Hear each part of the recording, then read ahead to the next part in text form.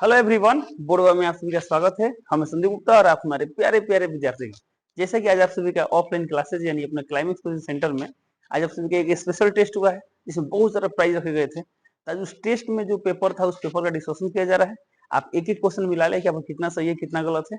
और चलिए शुरू करते हैं पेपर का डिस्कशन।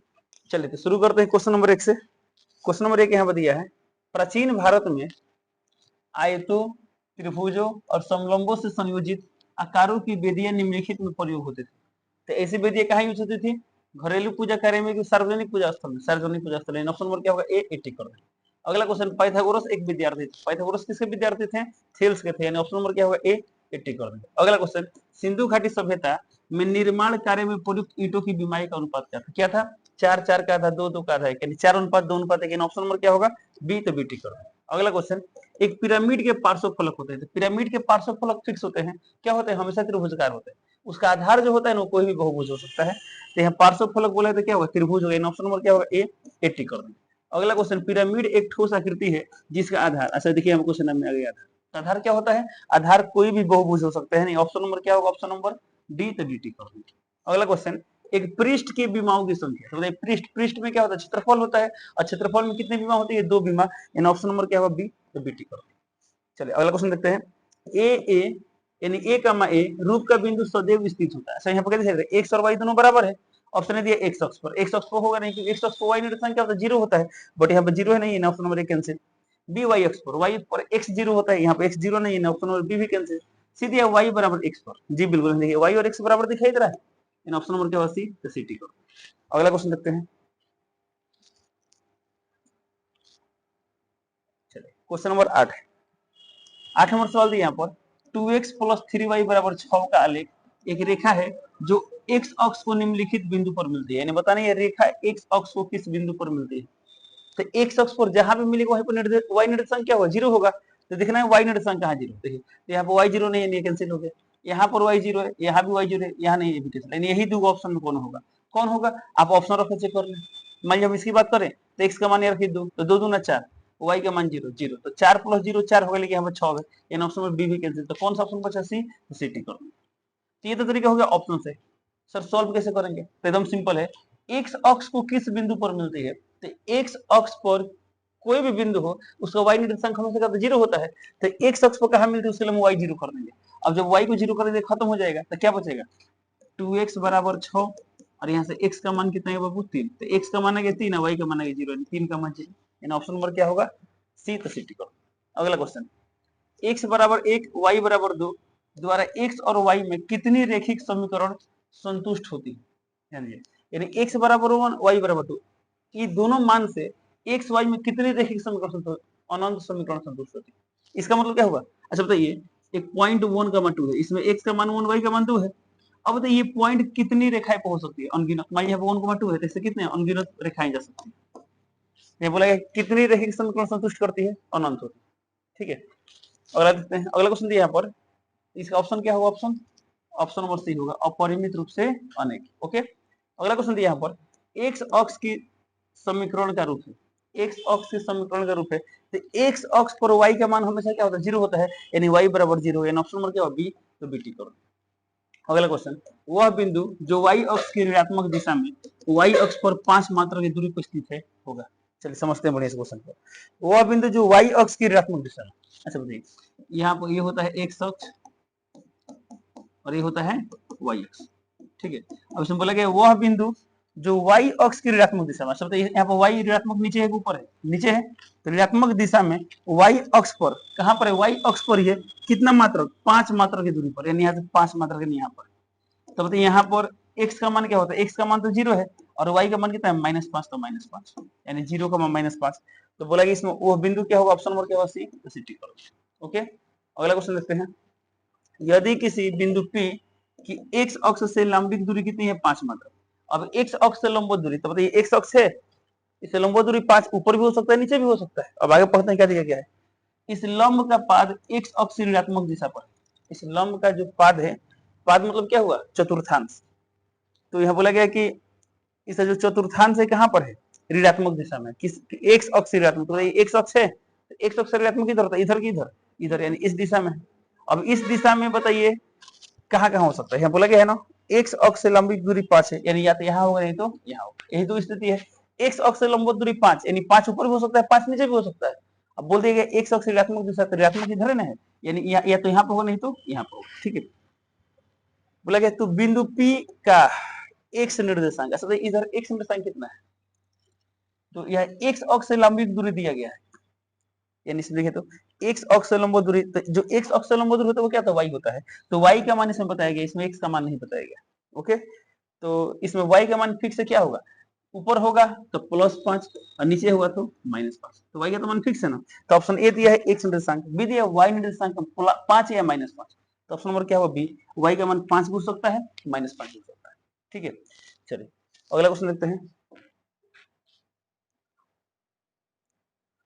Question number 13। सवाल दिया यहाँ पर 4x² + 8x + 3 का गुणनखंड, अब इसे गुणनखंड निकालना है, तो फर्स्ट इंटू लास्ट पे इसे गुणनखंड निकालिए, ये ऑप्शन सॉल्व हो गए देख सकते हैं। चलिए गुणनखंड निकालते हैं, कितना है देखिए, 4 3 12, तो यहाँ पर दिया गया है 4x², अब बीच वाला ऐसे तोड़ना है ताकि गुणा करने में कितना 12 आ जाए, इसलिए सकते हैं 6 + 2 यानी 6x + 2x, अब प्लस यहाँ कितना है 3 है तो 3, ठीक है।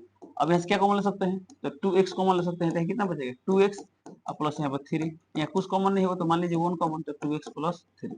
अब यहाँ से क्या कॉमन हो जाएगा 2x + 3, तो यहाँ बचेगा 2x + 1, तो 2x + 3 2x + 1, यहाँ देखिए 2x + 1 2x + 3 दिया है, इन ऑप्शन नंबर क्या होगा बी, तो बी। अगला क्वेश्चन देखते हैं, निम्नलिखित में कौन x + y की पावर 3 - x³ + y³ का एक गुणनखंड है। अच्छा तो इसको हम क्या लिख सकते हैं, तो a + b का होल क्यूब क्या होता है, तो पढ़े थे लोग a³ + b³ + 3ab यानी 3xy * a + b यानी x + y।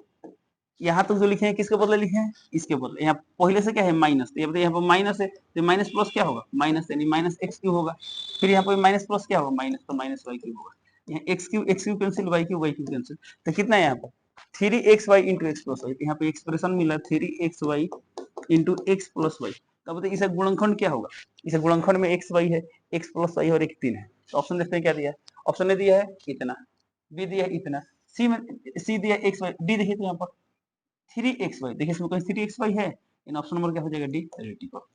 ओके चलिए अगला क्वेश्चन देखते हैं, x + 1 निम्नलिखित बहुपद का एक गुणनखंड है, बताना है x + 1 किसका गुणनखंड है, तो कैसे चेक करेंगे, चेक करने दो उपाय है, एक तो x + 1 से सब में भाग कर दीजिए, जिसमें शेषफल 0 आता है, जो x + 1 जिसको काट देगा यानी शेषफल 0 आएगा वो उसका गुणनखंड होगा, बट गुणनखंड चेक करने का सबसे आसान तरीका क्या था, तो x + 1 जिस बहुपद का गुणनखंड होगा ना, उस बहुपद में यदि हम इसका शून्यक रखें तो इसका शून्यक उस बहुपद का शून्यक दोनों सेम होगा, ठीक है।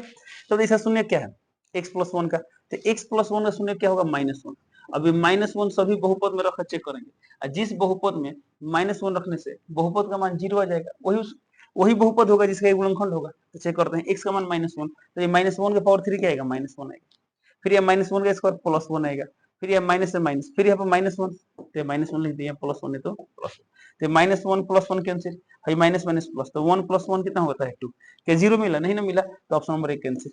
बी चेक करते हैं, x का मान -1, तो -1 के पावर 3 माइनस आएगा, -1 के पावर 2 +1 आएगा, फिर यहाँ पर -1 फिर यहाँ +1, तो -1 +1 -1 कैंसिल, इन ऑप्शन नंबर क्या होगा बी, द क्रिटिकल। ओके चलिए अगला क्वेश्चन देखते हैं, अगला क्वेश्चन यहाँ पर दिया गया है 249 स्क्वायर - 248 स्क्वायर का मान।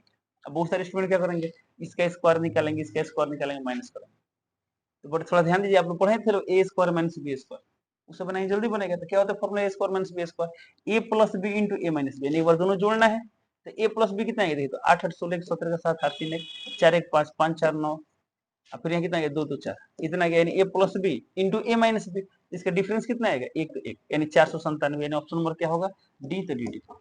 ओके चलिए अगला क्वेश्चन देखते हैं, देखिए क्वेश्चन नंबर 17 दिया है x की पावर 51 + 51 को x + 1 से भाग दिया जाए तो शेषफल है। अच्छा तो इससे इसमें भाग देने से शेषफल कितना है, तो क्या भाग देने की जरूरत है, कोई जरूरत नहीं है, क्या करते हैं लोग इसका शून्यक इसमें रखते हैं, अब शून्यक रखने पर जो मान आता है वही क्या होता है शेषफल होता है, तो x + 1 का शून्यक क्या होगा -1 होगा, तो इसका शून्यक -1 थे, -1 से सॉल्व कीजिए, तो x जब -1 तो -1 के पावर 51 है, क्या हो जाएगा -1 के पावर 51 प्लस है तो प्लस, फिर यहाँ कितना है इक्यावन, तो ये -1 के पावर विषम संख्या है तो क्या आएगा -1 आएगा, और प्लस यहाँ पर 51, तो कितना आएगा 50, यानी शेषफल आएगा 50, यानी ऑप्शन नंबर क्या होगा डी, dt करो।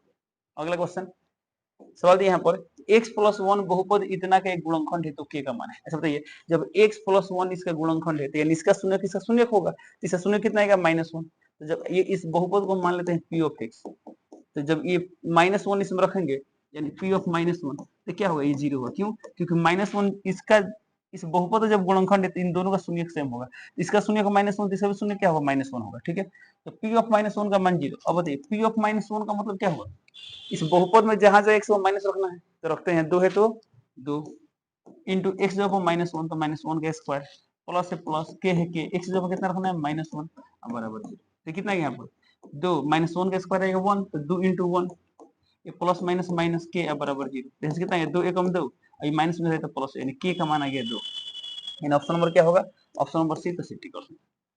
चलिए अगला क्वेश्चन देखते हैं। प्रत्येक परिमेय संख्या है, ध्यान देंगे, ऑप्शन ए दिया प्राकृतिक संख्या, बी दिया पूर्णांक, सी दिया वास्तविक संख्या, तो ऑप्शन नंबर क्या होगा सी, सी टिक कर। प्रत्येक परिमेय संख्या क्या होता है, वास्तविक संख्या होता है, वास्तविक संख्या का टाइप पढ़े चलो, परिमेय भी हो सकता है परिमेय भी हो सकता है, यानी वास्तविक संख्या में परिमेय संख्या आता है, तो प्रत्येक परिमेय संख्या क्या होते हैं, वास्तविक संख्या होता है। सर प्राकृतिक संख्या क्यों नहीं होता है, तो बताइए 2/3 भी तो परिमेय संख्या है, बट ये प्राकृतिक तो नहीं है ना, पूर्णांक क्यों नहीं होगा, तो ये भी परिमेय है, प्राकृतिक पूर्णांक नहीं है, पूर्ण संख्या भी क्यों नहीं होगा, देख लीजिए क्या पूर्ण संख्या है, नहीं है, यानी ऑप्शन नंबर क्या होगा सी, सी टिक कर। अगला क्वेश्चन, एक परिमेय संख्या का दशमलव निरूपण नहीं हो सकता है, तो पढ़ते लोग परिमेय संख्या दशमलव निरूपण और अपरिमेय संख्या दशमलव निरूपण, तो परिमेय संख्या दशमलव निरूपण क्या होता है, या तो शांत होता है या तो क्या होता है अशांत, तो अशांत में कैसा होता है, अशांत में अशांत आवर्ती, क्या होता है अशांत आवर्ती, बट अपरिमेय संख्या क्या होता है अशांत अनावर्ती होता है, तो यहाँ बोला गया है परिमेय संख्या का दशमलव निरूपण नहीं हो सकता है, ऑप्शन ए शांत शांत हो सकता है, बी अशांत अशांत हो सकता है, बट अशांत में 2 कैटेगरी था, सीधे अशांत आवर्ती हो सकता है, डी अशांत अनावर्ती, ऑप्शन नंबर क्या डी, डी करें।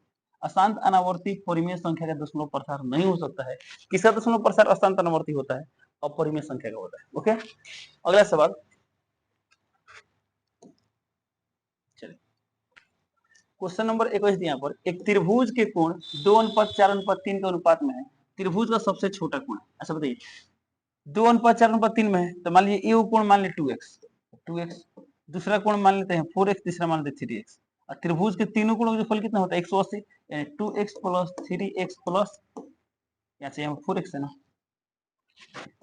4x अब प्लस यहाँ कितना है 3, तो 3x, और तीनों कोण जोड़ने पे कितना आएगा 180, ठीक है, यहाँ सॉल्व करें तो कितना आएगा यहाँ पर 4 2 6 3 9, तो 9x बराबर 180 डिग्री, जैसे x का मान कितना आ गया 20 डिग्री, ठीक है, तो हमें x का मान नहीं निकालना, किसका मान निकालना है, बोला सबसे छोटा कोण, और इसमें सबसे छोटा कोण कौन होगा, 2x वाला होगा कि 4x वाला होगा, 3x वाला, 2x वाला होगा, यानी सबसे छोटा कोण होगा आपका 2x, तो 2x का मान कितना आएगा, 2x का मान आएगा 2 × 20 यानी 20 × 40 डिग्री, ऑप्शन नंबर क्या होगा, ऑप्शन नंबर बी, तो बी टिक। ओके, अगला क्वेश्चन देखते हैं, यदि किसी त्रिभुज का एक कोण अन्य 2 कोणों के योग के बराबर हो तो वह त्रिभुज है। अब कोई त्रिभुज में एक कोण अन्य 2 कोणों के योगफल के बराबर है, अब त्रिभुज है तो एक कोण एक मान काम करते हैं, एक कोण को मान लेते हैं x, अन्य 2 कोण को क्या मान लेते हैं y और z, y और z, इसमें क्या बोला गया एक कोण का मान अन्य 2 कोणों के योग के बराबर है, यानी इसको हमेशा लिख सकते हैं x का मान क्या है y + z के बराबर है, तो बोला गया है कि त्रिभुज है, ऐसा त्रिभुज का प्रकार बताना है, ऑप्शन ए समद्विबाहु त्रिभुज, बी अधिकोण त्रिभुज, सी समबाहु, डी दिया समकोण त्रिभुज, ठीक है। अब तो यहाँ पर कोण का बात किया है तो थोड़ा सा यदि कोण के बारे में पता लगे तो हम बता सकते हैं कौन सा त्रिभुज होगा। तब समद्विबाहु कब होता है, जब कोई दो कोण बराबर हो जाए, अधिकोण कब होता है, जब कोई एक कोण 90 डिग्री से बढ़ा आ जाए, समबाहु कब होता है, जब प्रत्येक कोण 60 डिग्री आ जाए, समकोण कब होता है, जब कोई भी कोण एक कोण कितना आ जाए 90 डिग्री आ जाए, ठीक है, तो चलिए इसे करते हैं। अब ये 3 को कोण है तो हम जानते हैं तीनों कोणों का जोगफल क्या होता है 180, यानी सकते हैं 180 डिग्री, अब यहाँ x है तो ठीक है x, अब तो y + z के बदले हम क्या लिख सकते हैं x लिख सकते हैं, तो जहाँ y + z वहाँ x लिख दिए, ये आ गया 180, तो यहाँ x और x कितना आ गया 2x बराबर 180 डिग्री, अब यहाँ से x का मान कितना आ गया 90 डिग्री, यानी इसका मतलब क्या हुआ एक कोण है जो 90 डिग्री, तो जब भी किसी त्रिभुज में कोई कोण 90 डिग्री होता है तो हम क्या बोलते हैं समकोण त्रिभुज, ऑप्शन नंबर क्या हुआ डी, डी का। ओके, अगला क्वेश्चन देखते हैं, सवाल दिया यहाँ पर, किसी त्रिभुज के कोणों का अनुपात 5:3:7 है, वो त्रिभुज है एक, न्यून कोण त्रिभुज, अधिक कोण त्रिभुज, समकोण त्रिभुज, समद्विबाहु त्रिभुज। अब कौन त्रिभुज है फिर इसके लिए कोण निकालना पड़ेगा। तो एक कोण मान लेते हैं 5x, तो दूसरा हो जाएगा 3x, तो फिर क्या होगा 7x। और सभी कोणों का जोगफल कितना होता है 180 डिग्री। तो कितना गया 7 3 10 5 15, 15x बराबर 180 डिग्री। तो यहाँ से x का मान कितना गया 180 डिग्री बटा 15। ठीक है, तो कितना गया यहाँ पर 15 कम 15 3 15 2 30 यानी 12। तो x का मान है 12 डिग्री। तो देख 5 यानी ये वाला कोण कितना होगा 5x, तो 5x मतलब 12 पर 60 डिग्री, कितना आ गया 60 डिग्री। इसकी बात करें तो कितना है यहाँ पर 3 है, तो 3x का मान कितना है 12 3 36 डिग्री। यहाँ 7 है तो 7x 12 7 84 डिग्री। ठीक है, अब देखिए तीनों का तीनों कोण है, तीनों का तीनों न्यून कोण है कि अधिक कोण है कि सम कोण है। तो हम देख रहे हैं ये भी न्यून कोण, ये भी न्यून कोण, ये भी न्यून कोण। तो जब इस त्रिभुज के तीनों कोण न्यून कोण होते हैं तो त्रिभुज कैसा होता है न्यून कोण त्रिभुज। इन ऑप्शन नंबर क्या होगा ए 80 करोड़। अगला क्वेश्चन, यदि किसी त्रिभुज का एक कोण 130 डिग्री है तो अन्य दोनों कोणों के समद्विभाजकों के बीच का कोण हो सकता है। अब ध्यान देंगे, मान एक त्रिभुज है, एक कोण दिया गया है कितना डिग्री 130, मान ये वाला कोण दिया 130 डिग्री। तो बोला गया है कि अन्य दोनों कोण, तो एक कोण दिया है तो अन्य दो कोण कौन होगा, एक ये होगा और एक ये होगा। तो अन्य दोनों कोण के समद्विभाजक, समद्विभाजक, तो इसका समद्विभाजक इधर, इसका समद्विभाजक इधर, तो समद्विभाजकों के बीच का कोण ने आपको ये वाला कोण निकालना है। अब बताइए जितना बड़ा है उतना बड़ा ये है, ये समद्विभाजक है, जितना बड़ा है उतना बड़ा ये वाला कोण हमें निकालना है। अब एक काम करते हैं, इसको मान लेते हैं x, हमें किसका मान निकालना है x का मान निकालना है। ओके, तो बोला गया बस हो गया। अब सोचिए x का मान निकालना है, x का मान कब निकाल पाएंगे जब इस त्रिभुज में दोनों कोण का जोगफल पता। ठीक है, अब ये दोनों बराबर मान लीजिए, इसको u मान लेते हैं भी क्या होगा u होगा, इसको v मान लेते हैं भी क्या होगा v होगा। अब बताइए इस बड़ा वाला त्रिभुज मान इसको मान लेते हैं ए बी सी, इसको मान लेते हैं डी। तो त्रिभुज एबीसी में देखें तो ए वाला कोण 130 डिग्री दिया है, तो त्रिभुज एबीसी में तीनों कोणों का जोगफल 180 डिग्री होगा। तो यहाँ लिखते हैं त्रिभुज एबीसी में, ध्यान देंगे अब ये वाला कोण कितना है 130 डिग्री, लिख दे 130 डिग्री। और ये पूरा कोण कितना होगा 2u, तो 2u, ये पूरा कोण कितना होगा 2v, तो 2v बराबर कितना होगा 180 डिग्री। अब 130 प्लस में रहते क्या हो जाएगा माइनस हो जाएगा, यहाँ पर 2u प्लस 2v, ये दो कॉमन ले सकते हैं, तो कितना है u प्लस v, और यहाँ 180 में से 130 कितना गया 50 से 50 डिग्री, तो यहाँ कितना गया 25 डिग्री। तो इसका मान क्या हुआ u प्लस v का मान 25 आ गया, u प्लस v का मान 25 आ गया, यानी इस त्रिभुज में दोनों कोण जो खोला चुका है। तो जब दोनों का जो खोला गया तो एक समान निकालेंगे कैसे, त्रिभुज डीबीसी से। चलिए देखिए त्रिभुज डीबीसी में, अब देखिए डीबीसी में कौन कौन कोण है, एक कोण x है, एक कोण u है और एक कोण v है, तीनों जोड़ में कितना है 180 डिग्री। अब देखिए हमें x का मान निकालना है, u प्लस v का मान कितना चुका है, तो u प्लस v का मान 25 डिग्री, यहाँ लिखेंगे 25 डिग्री बराबर है 180 डिग्री। यहाँ से x का मान कितना आ गया 180 डिग्री माइनस 25 डिग्री, यानी कितना गया 10 में से 5 गया 5, 7 में से 2 गया 5, यानी 155 डिग्री। तो ऑप्शन नंबर क्या होगा डी, तो डी टी करो। ओके, चलिए अगला क्वेश्चन देखते हैं। देखिए क्वेश्चन नंबर 25 दिया यहाँ पर, आधार 2 सेंटीमीटर और बराबर भुजाओं में से एक भुजा 4 सेंटीमीटर वाले समद्विबाहु त्रिभुज क्षेत्रफल। अच्छा आधार 2 सेंटीमीटर, चलिए त्रिभुज बनाते हैं।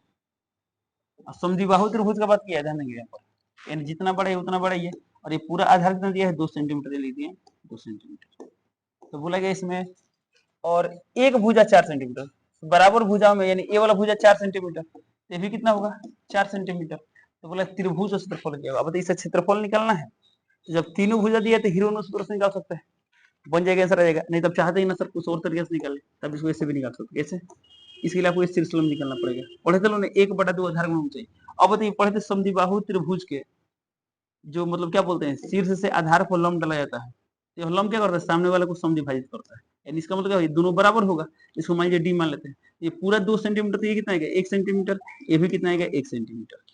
अब तो इस त्रिभुज में क्या आप लंब का मान निकाल सकते हैं, एडी का मान निकाल सकते हैं कैसे, तो लंब का फॉर्मूला अंदर कर्ण स्क्वायर, तो कर्ण का मान दिया 4, तो 4 स्क्वायर माइनस आधार यानी 1 स्क्वायर, ये कितना है 16 माइनस 1, 16 में से गया 15, यानी कितना गया √15।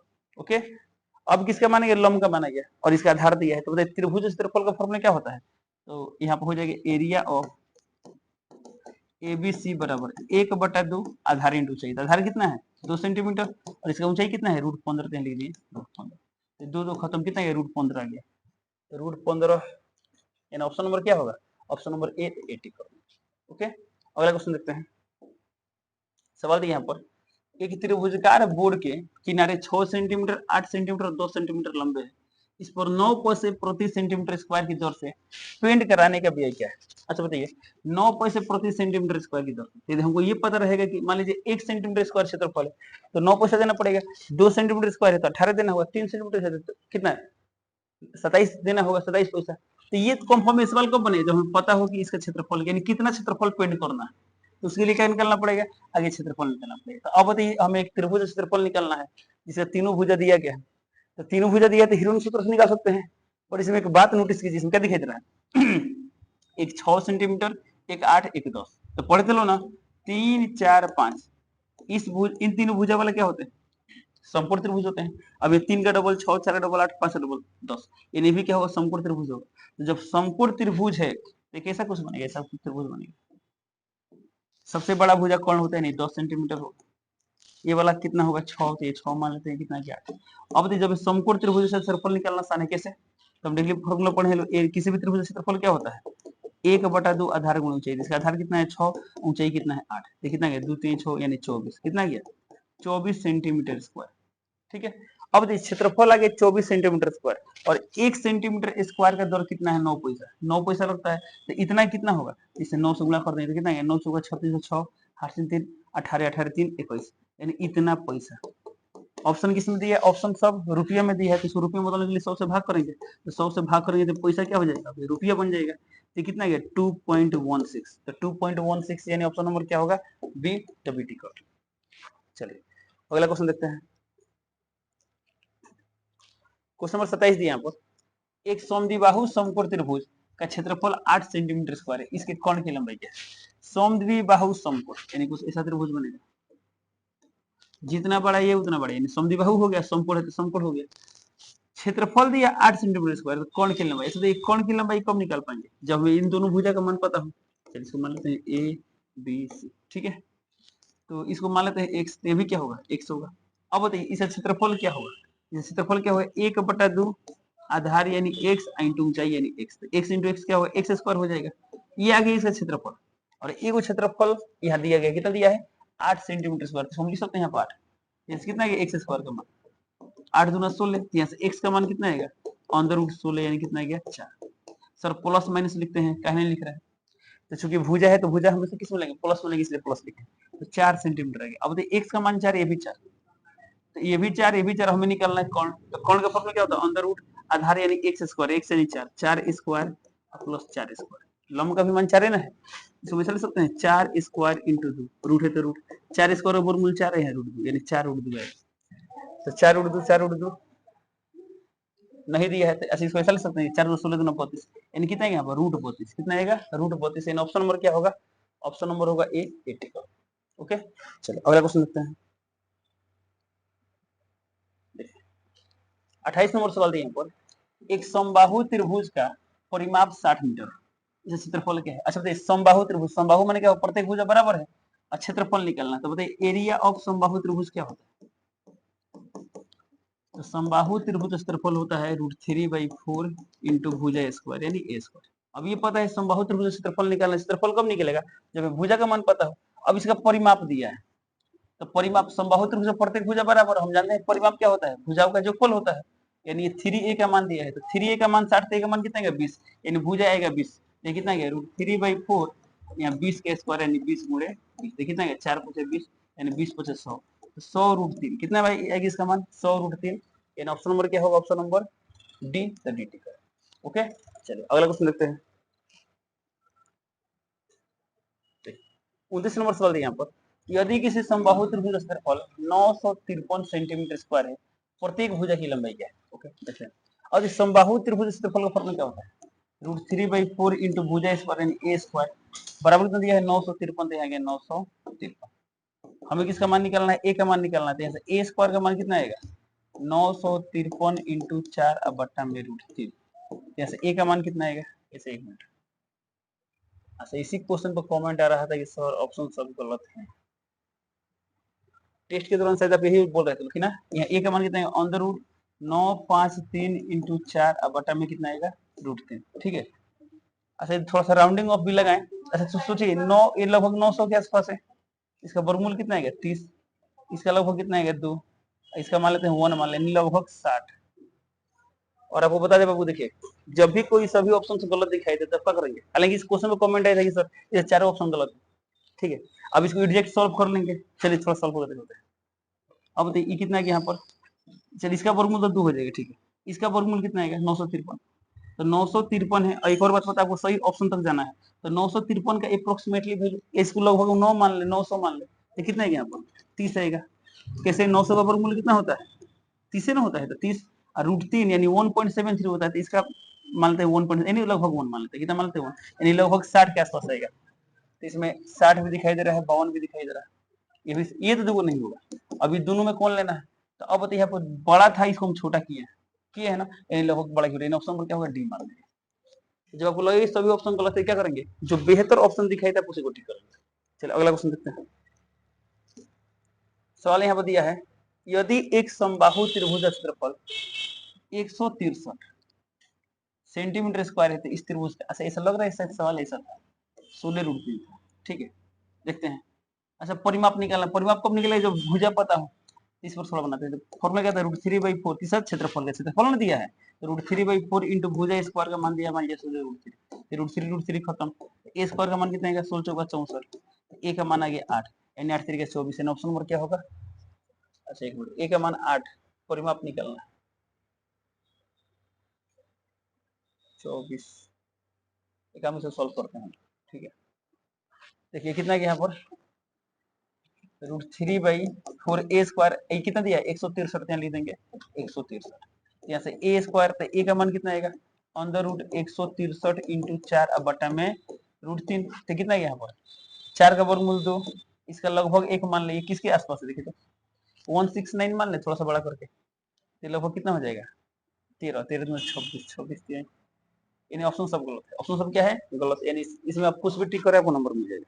हालांकि पिछला क्वेश्चन में भी ना, यदि आपको बाकी सब सही हो तो उसमें नंबर दे दिया जाएगा, ठीक है। अगला क्वेश्चन देखते हैं, चलिए मैथ्स वाला खत्म होता है, साइंस वाले में आते हैं। सवाल यहाँ पर किसी ठोस पदार्थ का सीधे वाष्प में परिवर्तन कहलाता है, तो ठोस से वाष्प बन रहा है, यानी क्या होता है ऊर्ध्वपातन होता है, यानी ऑप्शन नंबर क्या होगा डी, तो dt कर दो। अगला क्वेश्चन, वाष्पन की प्रक्रिया से उत्पन्न होती है, तो क्या उत्पन्न होती है, ऑप्शन ए गर्मी, बी ठंडक, सी ताप में वृद्धि, डी ऑप्शन नंबर क्या होगा बी ठंडक। अगला क्वेश्चन, वायु का दाब जैसे जैसे घटता है तो वैसे वैसे द्रव का क्वथनांक भी क्या होता है घटता है, इस बात को पूरा बढ़िया से एक्सप्लेन किया गया था, याद है। चलिए इसका ऑप्शन नंबर क्या होगा, ऑप्शन नंबर बी, तो बीटी करो। अगला क्वेश्चन, गैस का द्रव में परिवर्तन, गैस से द्रव बनना, संघनन, यानी ऑप्शन नंबर क्या होगा, ऑप्शन नंबर सी, तो सीटी करो। अगला क्वेश्चन, वह ताप जिस पर ठोस द्रव में परिवर्तित होता है, यानी ठोस से द्रव बनते हैं, गलता है यानी गलनांक होगा, द्रव बनते हैं द्रवणांक, तो गलनांक बोलिए द्रवणांक बोलिए, ऑप्शन नंबर क्या होगा ए, 80 कर दिया। पदार्थ के कणों को एक साथ बांध कर रखने वाला बल कहलाता है, ऑप्शन अंतराणुविक स्थान, बी बंधक, सी अंतराणुविक बल, ऑप्शन नंबर क्या होगा सी, सीटी कर देंगे। चलिए क्वेश्चन नंबर 37 देखते हैं। 37 दिया यहाँ पर, वह प्रक्रिया जिसमें इत्र की गंध वायु में चारों ओर फैल जाती है क्या कहलाती है, विसरण कहलाती है, ऑप्शन नंबर क्या होगा बी, बीटी कर देंगे। बर्फ का एक टुकड़ा जल की सतह पर तैरता रहता है, क्यों, क्योंकि बर्फ का घनत्व जल से क्या होता है कम होता है, ऑप्शन ए दिया यह जल से भारी होता है, बी दिया बर्फ और जल घनत्व समान होता है, डी दिया बर्फ जल से हल्की होती है, ऑप्शन नंबर क्या होगा सी, सीटी कर। अगला क्वेश्चन, 100 डिग्री सेल्सियस ताप का केल्विन में मान क्या होगा, अब सेल्सियस को केल्विन में लाना है, तो सेल्सियस को केल्विन बदलने के लिए करते हैं तो 273.15 जोड़ते हैं, तो कितना गया लगभग 373.5, तो 373.15 यानी ऑप्शन नंबर क्या होगा, ऑप्शन नंबर बी, तो बीटी कर दो। अगला क्वेश्चन, किसी पदार्थ के केल्विन में तापमान इतना है, सेल्सियस में क्या होगा, तो केल्विन से सेल्सियस लाने के लिए करते हैं 273.15 माइनस करते हैं, और इसमें 273.15 माइनस करते हैं, जीरो हो जाएगा, 3 में 3 जीरो जीरो 400, कितना गया 400 डिग्री सेल्सियस, ऑप्शन नंबर क्या होगा डी, डी टी कर देंगे। अगला क्वेश्चन, निम्नलिखित में अदिश राशि कौन है, ऑप्शन ए दिया विस्थापन, बी दिया त्वरण, सी दिया 4, डी दिया, ऑप्शन नंबर क्या होगा सी, सीटी कर। निम्नलिखित में सदिश राशि कौन है, सदिश राशि कौन है, ऑप्शन ए समय नहीं, तो दूरी नहीं, त्वरण, ऑप्शन नंबर क्या होगा सी, सीटी कर। वेग का मात्रक, ध्यान देंगे बोला है वेग का मात्रक होता है, बहुत बच्चे हबड़ा टिक करते हैं सही मात्रक पढ़ लेते हैं, तो वेग का मात्रक बोला है तो किलोमीटर प्रति घंटा वेग का मात्रक है, मीटर पर सेकंड ये भी वेग का मात्रक है, मीटर पर मिनट ये भी है, ऑप्शन नंबर क्या होगा डी, तो डी कर। अगला क्वेश्चन, त्वरण का सही मात्रक क्या होता है, मीटर पर सेकंड स्क्वायर, इन ऑप्शन नंबर क्या होगा सी, सीटी कर। कोणीय वेग का मात्रक, तो कोणीय वेग को क्या लिखते हैं ओमेगा, ओमेगा फॉर्मूला क्या था थीटा बाई टी, तो थीटा का मात्रक रेडियन, और टी यानी समय, समय का मात्रक सेकंड, तो रेडियन पर सेकंड, यानी ऑप्शन नंबर क्या होगा, ऑप्शन नंबर बी, तो बी टिक कर दो। वेग, विस्थापन और समय में क्या संबंध है, तो वेग का फॉर्मूला क्या होता है, विस्थापन बटा समय, यानी ऑप्शन नंबर क्या होगा, बी, तो बी टिक कर दो। अगला क्वेश्चन 47 नंबर दिया है यहाँ पर, समय के साथ वेग परिवर्तन की दर को कहते हैं, तो समय के साथ वेग में परिवर्तन करके कहते हैं त्वरण कहते हैं, ऑप्शन नंबर क्या होगा, सी, सी टिक कर दो। एक समान त्वरित गति के लिए औसत वेग क्या होता है, u प्लस v बाई 2, कब, जब एक समान त्वरित वस्तु रहेगा तब, यानी एक समान त्वरण रहेगा तब, इन ऑप्शन नंबर क्या होगा, सी, सी टिक कर दो। और ये कैसे होता है, इसका डेरिवेशन भी किए थे, ठीक है। अगला क्वेश्चन, यदि कोई व्यक्ति पटना से रांची जाता है, अब पुनः रांची से पटना वापस आ जाता है, तो उस व्यक्ति का विस्थापन क्या होगा, तो जहां पर था फिर वहीं पर गया, तो विस्थापन कितना होगा, 0, इन ऑप्शन नंबर क्या होगा, ए, टिक कर दो। अगला क्वेश्चन, जब एक गेंद को सीधे ऊपर की ओर हवा में फेंका जाता है, तो वो इस ऊंचाई तक पहुंचने के बाद वापस आ जाता है, गेंद द्वारा तय की गई कुल, अच्छा यहाँ पर दूरी बोला है, क्या बोला है, दूरी। और एक गेंद को सीधे ऊपर फेंक रहे हैं, एच ऊंचाई तक जा रहा है, फिर वापस भी आ रहा है, तो एच गया, एच आया, कितना दूरी तय किया, 2h, इन ऑप्शन नंबर क्या होगा, सी, तो सी टिक कर दो। अच्छा यही क्वेश्चन बोला था विस्थापन कितना होता है, विस्थापन कितना होता है, 0, तो 0 टिक कर दो, बट यहाँ पर बोला है कुल दूरी, इसलिए ऑप्शन नंबर क्या होगा, सी। चलिए अब यहाँ से साइंस का भी क्वेश्चन हो गया, मैथ का भी क्वेश्चन हो गया, अब यहाँ पे क्या गया, यहाँ पर आ गया पॉलिटिकल साइंस, ध्यान देंगे। क्वेश्चन नंबर 51 दिया है, बेल्जियम में भाषाई समुदायों के बीच टकराव का समाधान किसके माध्यम से किया गया था, तो क्या किया गया था, सत्ता में साझेदारी, कैसे, संविधान में संशोधन करके, तो ऑप्शन ए गृह युद्ध, बी संविधान संशोधन द्वारा सामुदायिक सरकार बनाया, याद है सत्ता में साझेदारी किया गया था, सामुदायिक सरकार बनाई गई थी, ऑप्शन नंबर क्या होगा, बी, तो बी टिक कर दो। अगला क्वेश्चन, श्रीलंका में गृह युद्ध का मुख्य कारण क्या था, क्या था, सिंहली समुदाय तमिलों को दबा कर रखता था, तो ऑप्शन ए दिया आर्थिक मंदी, बी सिंहली समुदाय द्वारा तमिलों को उपेक्षा, ऑप्शन नंबर क्या होगा, बी, बी टिक कर दो। अगला क्वेश्चन, निम्न में कौन संघीय शासन प्रणाली का उदाहरण है, संघीय, ऑप्शन ए भारत, जी बिल्कुल भारत है, अमेरिका, अमेरिका भी है, सी स्विट्जरलैंड, ये भी है, ऑप्शन नंबर क्या होगा, डी, डी टिक कर दो।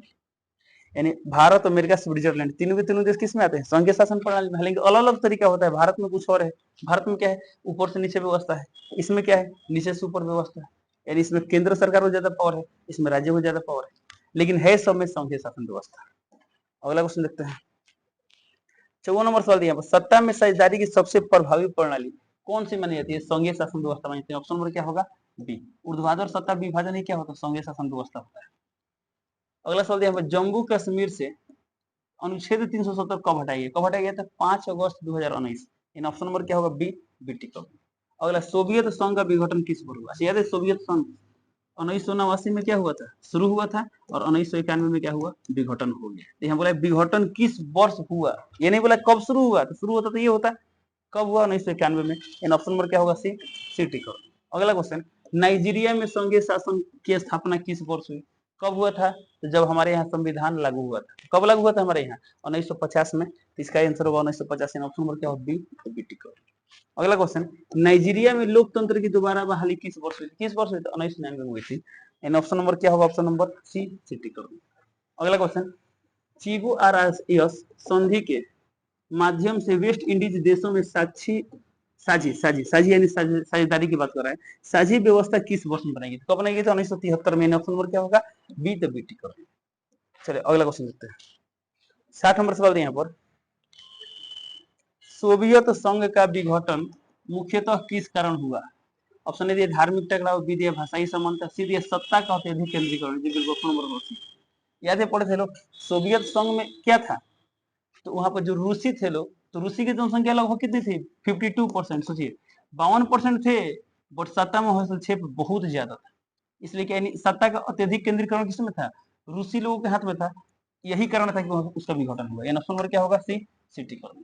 अगला क्वेश्चन देखते हैं, संविधान सभा का गठन किस वर्ष हुआ था, कब हुआ था, 1946 में, ऑप्शन नंबर क्या होगा, बी, बी टिक कर दो। अगला क्वेश्चन, निम्न में कौन सा देश संघीय ढांचा अपनाने के बावजूद भी विभाजित हो गया, ऑप्शन ए भारत, जी बिल्कुल भारत का अभी तक विभाजन नहीं हुआ, आजादी के बाद जब संघीय शासन व्यवस्था आया, तो अभी तक भारत से कुछ अलग हुआ है नहीं, लेकिन पाकिस्तान विभाजित हुआ है, कब, 1971 में, याद है ना, पाकिस्तान से बांग्लादेश बन गया था, तो ये तो होगा नहीं, बी, अमेरिका, अमेरिका भी नहीं हुआ, सीधे चेकोस्लोवाकिया, जी बिल्कुल ऑप्शन नंबर सी होगा, इसके बारे में पढ़ते लो ना, 1918 में चेक और सोलाक दो अलग अलग देश एक हुए थे, सब ठीक ठीक चल रहा था, फिर एक बार क्या हुआ, ये सब अलग हो गया, यानी ऑप्शन नंबर क्या होगा, सी, सी टिक करो।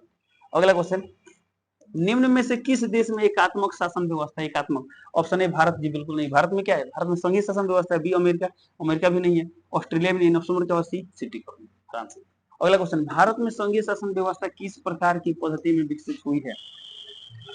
भारत में संघीय शासन व्यवस्था किस प्रकार की पद्धति में विकसित हुई है?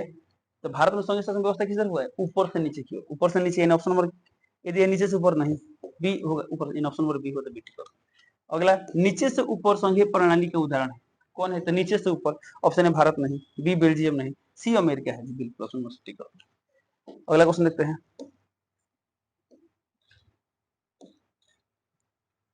क्वेश्चन नंबर 67, सवाल यहाँ दिया गया है, अमेरिका में अवशिष्ट, एक मिनट, इससे पहले भी सवाल है ना, ये तो हो गया 66, भारत में अवशिष्ट अधिकार किसके पास होता है? किसके पास होते हैं? केंद्र सरकार के पास, यानी ऑप्शन नंबर क्या होगा? सी, सिटी गवर्नमेंट। अमेरिका में अवशिष्ट अधिकार किसे प्राप्त है? किसे प्राप्त है? अमेरिका में राज्यों को प्राप्त है, ऑप्शन नंबर क्या होगा? B, BT government. स्वतंत्रता के समय भारत में कितनी रियासतें थी? कितनी थी? 563, यानी ऑप्शन नंबर क्या होगा? सी, सिटी गवर्नमेंट। अगला क्वेश्चन, भारत में संघीय शासन व्यवस्था को अपनाने का एक कारण क्या था? तो भारत में संघीय शासन अपनाने का कारण था, ऑप्शन है राज्यों को एकत्रित करना, बिल्कुल सबसे बड़ा कारण यही था। उसमें कितनी रियासत थी? 563 रियासत थी। सबको कोशिश करना मैक्सिमम रियासत भारत से जुड़े, इसलिए कौन व्यवस्था जरूरी था? संघीय शासन व्यवस्था। ऐसे भी ये जो ऑप्शन चारों दिए गए ध्यान से पढ़ेंगे ना, तो आपको यही टिक करेंगे। कर बढ़ाना, के कर बढ़ाने का टारगेट होता है क्या? बिना चुनाव टालना, सीधे प्रशासन को कमजोर करना, इसमें सबसे बेहतर ऑप्शन कौन है? ए टिक करेंगे। तो कुछ क्वेश्चन ऐसे होते हैं ना, जब पाठ नहीं पढ़े तो आइडिया लगता है कौन सा ऑप्शन सही होगा, ठीक है। अगला क्वेश्चन है लास्ट एमसीक्यू है, ध्यान देंगे। निम्न में कौन सा विषय केवल केंद्र सरकार के अधिकार क्षेत्र में आता है? सिर्फ केंद्र सरकार के, ऑप्शन है पुलिस, बी दिया शिक्षा, सी दिया रक्षा, डी दिया स्थानीय सुशासन। ऑप्शन नंबर क्या सी, रक्षा जो क्षेत्र होता है किसके पास होता है? केंद्र सरकार के पास होता है, ठीक है, यानी संघ सूची में ये है। तो इस तरह करके क्या होता है, जितने भी एमसीक्यू क्वेश्चन कंप्लीट होते हैं। और यहाँ क्या लिखा है देखिए, यहाँ पर दिया गया है लघु उत्तरीय प्रश्न जो आपको बनाना था। चलिए, इस तरह करके क्या होता है, ऑब्जेक्टिव क्वेश्चन का डिस्कशन कंप्लीट होता है। उम्मीद करते हैं आप सभी लोग पूरे क्वेश्चन सही होंगे और प्राइज कल मिलेगा। चलिए, मिलते हैं अगले क्लास में, तब तक के लिए जय हिंद।